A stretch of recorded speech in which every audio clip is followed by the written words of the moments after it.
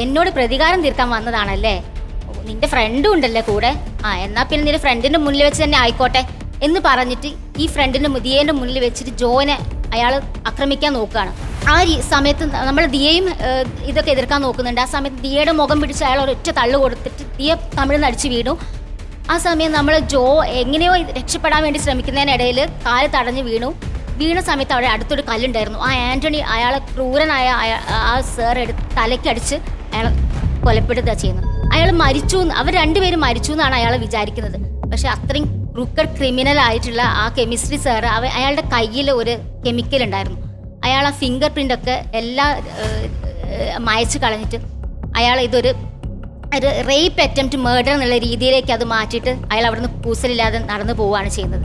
അവിടെ നമ്മൾ ആ സീൻ കട്ടാവാണ്. വീണ്ടും നമ്മളെ എബ്രഹാമും ആന്റണിയും ആയിട്ടുള്ള ആ സീനിലേക്കാണ് വീണ്ടും വരുന്നത്. എബ്രഹാം വീണ്ടും ഇയാളെ മുഖത്തേക്ക് നോക്കിയിരിക്കുകയാണ്. എനിക്ക് ഒരു മാജിക്കും കൂടി അറിയാം. എന്താണെന്നറിയോ? തലയും ഉടലും വേറെ വേറെ ആക്കുന്ന മാജിക്കാണ്. അതൊന്ന് ഞാൻ കാണിക്കട്ടെ എന്ന് പറയുന്നതാണ്. ആ സമയത്ത് നെക്സ്റ്റ് സീൻ എന്ന് പറയുന്നത് ഉടല് ബ്ലഡിൽ കുളിച്ച് ക്ലാസ്സിൽ കിടക്കുകയാണ്. അതാണ് ആ സീൻ അവിടെ എൻഡ് ചെയ്യാണ്. പിന്നെ നമ്മൾ കാണുന്നത് നമ്മൾ ആ അടുക്കളയാണ്. നമ്മൾ ഒരു ലൂപ്പാണ് സർ. നമ്മൾ ഫസ്റ്റ് പറഞ്ഞ ആ അടുക്കളയിൽ നമ്മളെ എബ്രഹാം പാത്രം കഴുകിക്കൊണ്ടിരിക്കുകയാണ്. ആ ഫ്രെയിം നേരെ നമ്മളെ വാഷ് ബേസിനിലേക്ക് വരികയാണ്. അയാൾ കഴുകിക്കൊണ്ടിരിക്കുന്നത് ഇയാളെ കൊന്ന മഴവും ഇയാളെ കയ്യിലുള്ള ബ്ലഡുമാണ്. അത് കഴുകി അയാൾ നമ്മളെ ബാക്കിയുള്ള സീൻ പോലെ അയാൾ പ്ലേറ്റിൽ ചോറുമായിട്ട് വരുന്നു. ചോറ് അയാൾ അവിടെ വെക്കുന്നു, ഫ്രണ്ടിൽ വെക്കുന്നു. ആ സൗണ്ട് കേൾക്കുന്നു. എന്നിട്ട് ആ ബ്ലഡ് വരുന്നു. ആ ബ്ലഡ് അയാൾ ലാഘവത്തോടെ തുടയ്ക്കുന്നു. ആ സമയത്ത് ഇയാൾ തന്നെയാണ് ആ പ്ലേറ്റ് തട്ടുന്നത്. പിന്നെ കാണിക്കുന്ന നിലത്ത് വീണ ചോറ്. ഇയാൾ അത് പോയിട്ട് വാരിയെടുത്ത് ഇയാൾ നേരെ ഫ്രിഡ്ജിന്റെ നേരേക്ക് നടക്കുന്നു.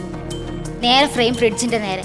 ഡോറ് തുറക്കുമ്പോൾ അതിൽ നമ്മളെ ആന്റണിയുടെ ബ്ലഡിൽ ഒളിച്ച് തലയായിരിക്കും. ഇയാൾ കൂസലില്ലാതെ പ്ലേറ്റ് അവിടെ വെച്ച് ഡോർ അടച്ച് വന്ന് ചെയറിൽ വിജയഭാവത്തിൽ എല്ലാം നേടിയവനെ പോലെ ഒരു സൈക്കോ ഫീലിൽ അങ്ങനെ ഇരിക്കുകയാണ്.